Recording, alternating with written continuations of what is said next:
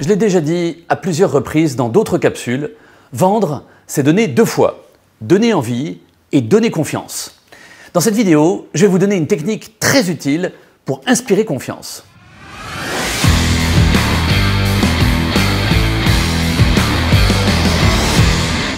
Pourquoi les clients font difficilement confiance aux vendeurs? Pourquoi les clients ont 10 fois plus confiance dans la parole d'un inconnu qui s'exprime sur un forum de discussion ou sur un site d'avis de consommateurs que dans celle d'un vendeur qui se trouve juste en face d'eux? Eh bien pour une raison que vous devinez aisément. Le vendeur, lui, est payé pour vendre. Il ne touche un salaire que parce qu'il vend. Et il a beau s'appeler conseiller commercial, consultant ou chargé de clientèle, le client sait pertinemment que s'il ne vend rien, son entreprise ne le gardera pas. De l'autre côté, un inconnu qui met un avis sur Google, un avis sur Amazon, n'est pas payé par l'entreprise pour écrire un commentaire positif. En tout cas, les 217 avis qu'on pourra lire ne peuvent pas avoir été rédigés par 217 personnes différentes payées par l'entreprise. Et dans cette liste, les avis négatifs sont particulièrement intéressants à lire parce que, pour la peine, on sait qu'ils ont été écrits par de vrais clients.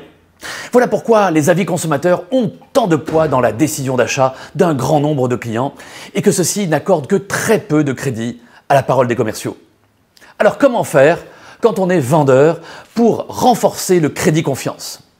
On va juste utiliser ce petit argumentaire qui fera mouche à tous les coups. Cet argumentaire sera à glisser dans la conversation lorsque vous sentez que le client est hésitant ou qu'il est méfiant et plus encore si le client exprime ses doutes quant à votre sincérité. Très souvent, on entend des clients dire des objections de type « Oui, vous me dites ça parce que vous voulez vendre. Vous êtes un vendeur et vous cherchez à me convaincre d'acheter. » Ou encore « Oui, vous êtes un vendeur donc vous ne me direz jamais que la qualité du produit ou le service après-vente n'est pas au rendez-vous. » Dans ce cas, il n'y a pas à hésiter. Dites ceci à votre client. « Monsieur client, je vais vous dire quelque chose qui va vraiment vous étonner. Je voudrais vous emmener dans les tréfonds de mon esprit et de mes croyances et je voudrais tout d'abord lever un non-dit. Vous avez parfaitement raison. Vous avez raison de vous méfier de moi parce que je suis commercial et je suis effectivement payé pour vendre. Mais figurez-vous que j'envisage mon métier totalement différemment des autres vendeurs car j'ai une conscience aiguë de l'origine de l'argent qui me rémunère et je sais exactement pour qui je travaille. Mon patron, c'est vous.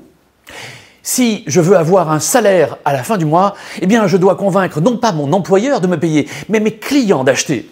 Mon employeur n'est qu'un intermédiaire chez qui transite votre argent avant qu'une petite partie ne se retrouve sur mon compte. Ça veut dire juste une chose, que je travaille pour vous et que je défends vos intérêts et vos intérêts seulement. C'est le seul moyen pour moi d'avoir un salaire tous les mois et de faire vivre ma famille. Et c'est pourquoi, je vous le dis sans l'ombre d'une hésitation, prenez cette solution. Vous vous en féliciterez et vous serez plus que satisfait du travail que moi, votre employé, j'ai accompli pour la défense de vos intérêts en vous recommandant de l'acquérir. Et vous pouvez même rajouter, si vous êtes espiègle, qu'en dites-vous, patron? Alors, ce texte, bien sûr, c'est moi qui l'ai écrit avec mon style.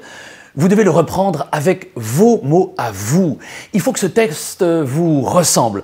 L'idée générale, vous l'avez compris, c'est de dire à votre client « Certes, je suis vendeur, mais je travaille pour vous, car c'est vous qui me payez. L'entreprise qui me rémunère n'est qu'un intermédiaire. » Je vous assure que c'est un discours très impactant. Et vous savez quoi? Ce n'est pas de la rhétorique, c'est juste un discours de vérité, car c'est la vérité. D'ailleurs, Sam Walton, le PDG fondateur de Walmart, le numéro 1 mondial de la distribution, disait lui-même « Il n'y a qu'un seul patron, c'est le client. Et il peut licencier tout le personnel, depuis le directeur jusqu'à l'employé, tout simplement en allant dépenser son argent ailleurs. »